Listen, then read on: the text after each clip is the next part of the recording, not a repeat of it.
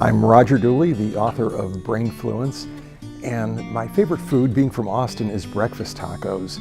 They have the world's best breakfast tacos there.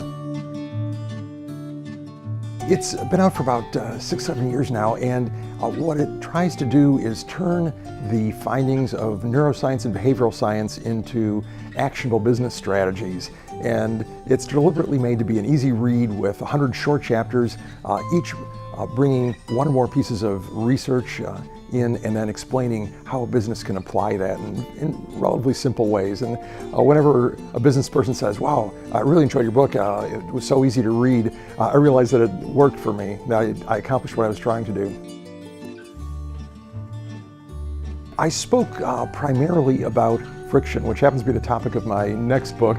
And by friction, I mean unnecessary difficulty in doing things. And in marketing in particular, it can be things like if people have to fill out a lengthy form to complete an order, if things are confusing in the order process, if they just have to make a lot of clicks to get through some kind of a process. We've all been to those websites where we can't quite figure out what to do and we're clicking on stuff. All that is friction, and it's a huge problem.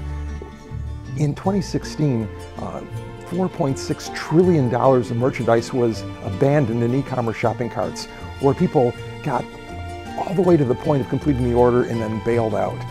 And think of all the money that was spent on pay-per-click ads, search engine optimization, content marketing, social media marketing, everything else to get the customer to that point and then have the customer bail out.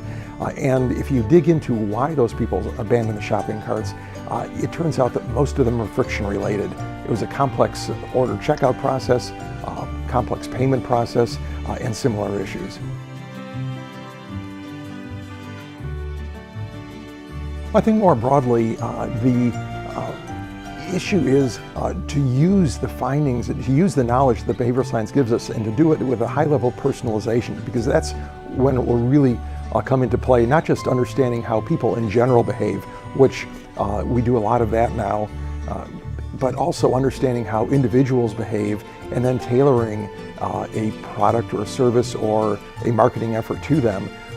So I think that's a great opportunity for marketers and business people in general, but also it's a risk because the more you do that, you run the risk of seeming creepy, where if you do something that's too targeted too early, or customers wonder, well, why do they even know that about me?